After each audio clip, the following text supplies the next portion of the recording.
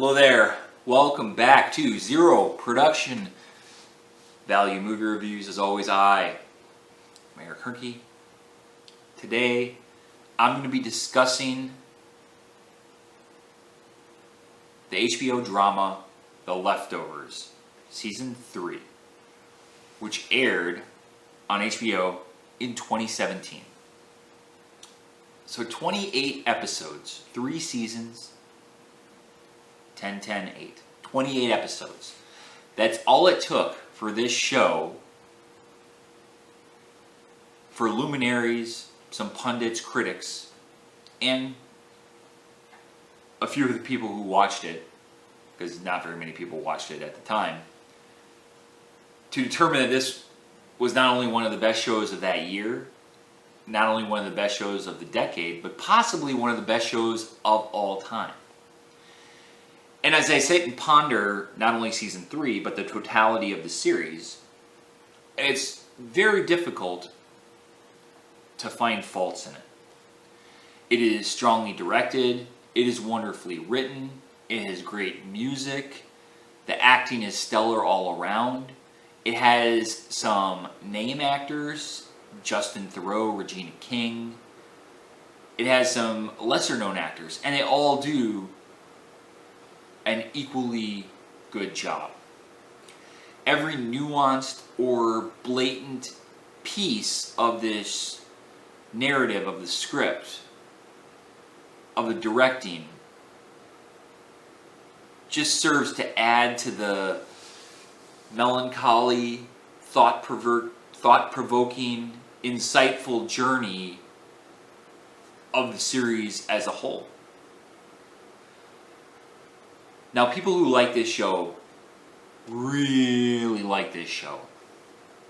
And I have a friend who's one of those people. So this show had always been on my list for a while. I mean, 2017 actually wasn't that long ago. I was surprised because I thought, I don't know, in my head I feel like this show is older than this. But, you know, it's only like 2-3 years old for the last season anyway. And so my friend, who's one of those diehard lovers of this show, based on his strong recommendation and incessant nagging, I moved it up, you know, because I have a list of shows like a bazillion miles long. It's just not enough hours in the freaking day. So I moved it up and I started watching, and now I've gotten to season 3, and it is really good. I came in as a skeptic, and I think when you come in knowing something is so critically acclaimed and that so many people love it, there is a natural, I mean, I want it to be good. I want to feel what they feel or see what they see. But also you come in with a bit of skepticism, maybe that sort of backlash skepticism. And I wouldn't say that this is flawless. The people who really like it probably would say it's flawless. But, you know, I did find, but it's like I said, when you come in as that skeptic, I mean, you tend to nitpick. So, I mean, take that with a grain of salt. This show honestly delves the human condition and captures in a microcosm the fundamental human condition emotions surrounding that which we all seek, which is belonging, purpose, understanding, love, truth, those fundamental ideals which seem very large, but when you see them on a localized scale, can be very meaningful and intimate. And so the show deals with the departure, as we talked about, all those people who vanished. And the people who were left behind, the leftovers as it were, they all lost those fundamental principles that bedrock our existence as human beings, as thinking, functioning human beings. We need those intangible elements in our life to feel like life matters, like it means something. And this is shining a light on that sort of stuff. The soul and the core of this show outshine most narratives in that respect. I remember I had a film professor that said every piece of film entertainment is supposed to be shining a light on the human condition in some way. And if it doesn't do that, then it's failing. Season 3, which was 8 episodes, a shortened season from the other 10 episode seasons, was somewhat of a surprise. They wrapped season 2 thinking that it was possibly going to be the end. And it had a coherent, satisfactory ending, where if that would have been all, you would have been like, okay. And I don't know if it would have been as great as people think of it as, but it still would have been very good. We start once again in Jordan, Texas, renamed from Miracle, because as everybody has sort of learned by now, there are no miracles in Miracle, Texas. This narrative surrounds the core group of characters that we have come to know and sort of associate with, cemented by Kevin, Garvey, and Nora Durst, and basically their family and friends and the people who sort of swirl around them. Takes a couple of episodes, 2-3 episodes, to sort of lay out what is going to be all of the story arcs of this season and where they're going to go with this. And most surround the approaching 7th anniversary of the departure. 7 apparently is a big number and everything. A lot of people in our story seem to think something is going to happen coinciding with this 7th anniversary. So Matt, the preacher, is Nora's brother, and he thinks that Kevin Garvey is sort of, I don't know if exactly the second coming, but at least a Christ-like figure. And if you harken back to Kevin's history throughout the series, that's not necessarily as crazy as it might sound. You can easily construe him into a Christ-like figure, and I think they do that through the show very much on purpose. Once again, kind of leaving this, not making it easy, leaving it up to interpretation. Nora gains knowledge of this machine that supposedly these scientists have developed, which can take a person and transport them to where those who departed have gone. And if you recall, Nora lost her entire family. She lost, I believe it was 2 children and her husband. So she begins to follow that line with a fervor. Our poor Kevin Garvey, who is the nominal protagonist of the whole show, he's coming to grips with trying to be, is he supposed to be this Messiah? Is he the Messiah? Is he not the Messiah? Is he just crazy? He's dealt with bouts of craziness before. And then Kevin's dad, Kevin Sr., he has some cockamamie idea that came to him that there is going to be a biblical level flood, and he has to do something. It's too Byzantine to get into, but he can accomplish some tasking to avert this biblical level flood. So after a few episodes in Jordan, all the action basically shifts to Australia, which the only one who starts out there is Kevin Sr., because he's running around in Australia trying to avert, flood. And everybody else sort of goes there. Nora goes there on their hunt for these scientists. Kevin sort of follows her. Matt is following Kevin because he's, hey, I need my Messiah back. And then at the end of episode 1, they do a pretty good little surreal tease that really gets you thinking, which is they show you a woman who looks like Nora, old Nora. She's called Sarah by a nun, and this nun asks her if she knows somebody named Kevin. And she responds in the negative, no. Wonder what's going on there. And you don't come back to that. And it doesn't, I will say that we come back to it, but I mean, it's just a ping to get your brain engaged. Now, like I said, I didn't think this was flawless, and I did have one misstep, and that was how they dealt with the guilty remnant early on in this season. Guilty remnant who have pervaded the first 2 seasons. The white-clad Westboro Baptist church-type people walking around incessantly smoking and not speaking and basically being a general annoyance and nuisance and borderline terrorists, maybe not even borderline, basically terrorists. So I feel like the writers were done with them as a faction, and they just used the laziest and easiest writing tool I think they could to sort of just shovel them off the board and be like, yeah, we're kind of done with you, so moving on. Nothing to see here. And I was like, what? That was a little bit silly, and like honestly beneath the level of this show. But hey, I'll give them a pass on something. It can't all be rainbows and kittens.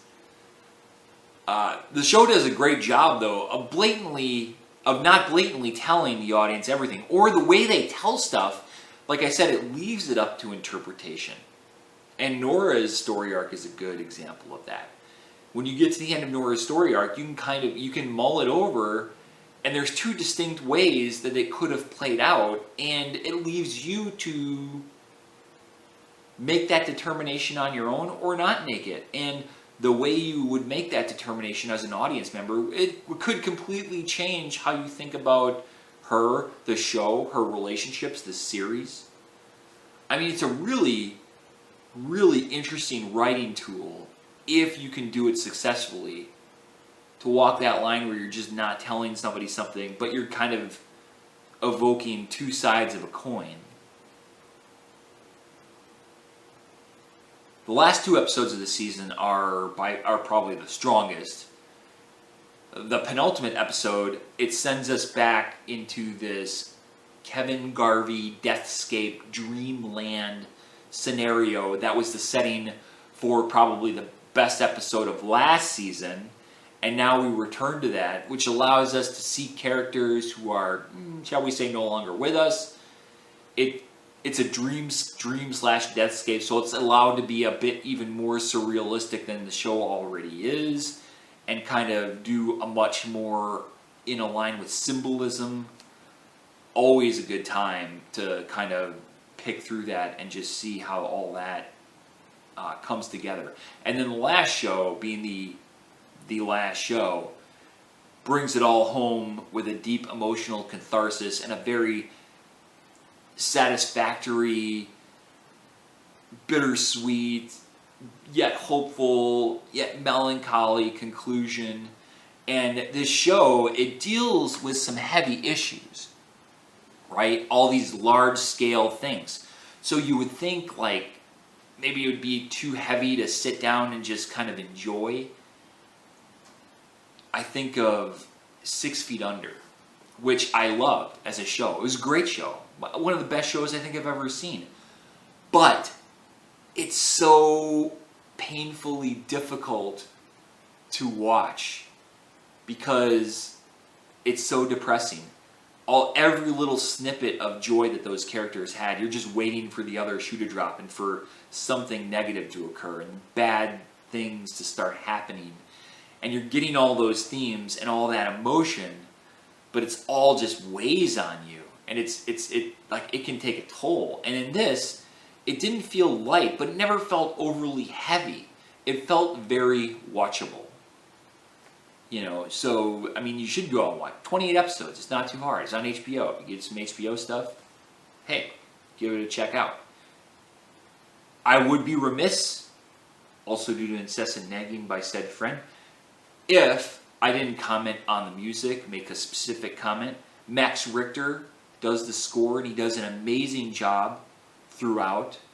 The heavy tones from the first season's opening to the quite simple yet so elegant and emotionally evocative theme that runs through it. I wish I could do a little blah, but I can't. I'm not that good, and I don't have the technical savvy to bring it in for you. But just let me tell you, like this, it's such a simple little theme, but it immediately draws up these emotions, and you're like, yes, that. It immediately makes you feel something. It makes you feel exactly what they want you to feel. It's perfect. That is perfect. And then the song selection too, even when you go away from the score and you get songs inserted, like I said, from last season, the theme song, which was so on point and not even made for the show. But it felt like it was. It felt like it was a song that was written in the Departure world. It was that crazy. And then they always use songs that are clever and insightful for whatever they're trying to do for the episode, the tone, or whatever they're trying to evoke. Really excellent. So, in honor of my friend, I keep notes up. You always see me look down. I keep notes up here so I can read some junk. But I'm going to read my friend and I he was kind of watching this along with me. He liked to rewatch it. He wanted my input as I was watching it from my perspective, and we had a good time watching this sort of together. And I kind of told him my thoughts, and he kind of came back with his thoughts, and he wrote what he thought about it, and I think it deserves a direct quote, so I wrote it down. I'm going to read it for you so I can get it right and not fuck it up. What is The Leftovers about? It is about what family and loving someone truly means. And when done with this much thought and hard introspection, it transforms from sappy to truly spectacular, because it is mining something people desperately need. Love, true, functioning love, but at the same time, truth. So, I think there are some, I agree with that, by the way, but I think there are some larger themes as well, dealing with the departure as a whole, how society functions with an event like that, how we function in that society. But like with everything, it's not the macro that really brings it home. It's, yet again, to use the word, the strongest emotion we feel is in the microcosm, at that intimate family level. And that is why we have focused on this intimate family structure. We all have our books. We all have our gospels. We all are the center of our universe, and our universe is the gospel of you, as mine would be the gospel of Eric, my world. Yours is the gospel of you. And in those, we see not only the course of our lives, but the course of history, all the way from creation to desolation. And that is some of what this show brings to us. And that is scratching why people are so adamant in their love of this show. Because it deals with all that raw, hardcore emotion and themes. So, for all that, I'm going to give Leftovers Season 3. The Leftovers as a whole, from HBO, an A. I love you. I appreciate you. Thanks for watching my TV show review, not movie review. As always, I am Eric Hoernke. That rhymes with turnkey. Like, subscribe, leave some comments. Over there, down there, wherever the comments go. And as always, this has been a production of Zero Value. Thanks for watching.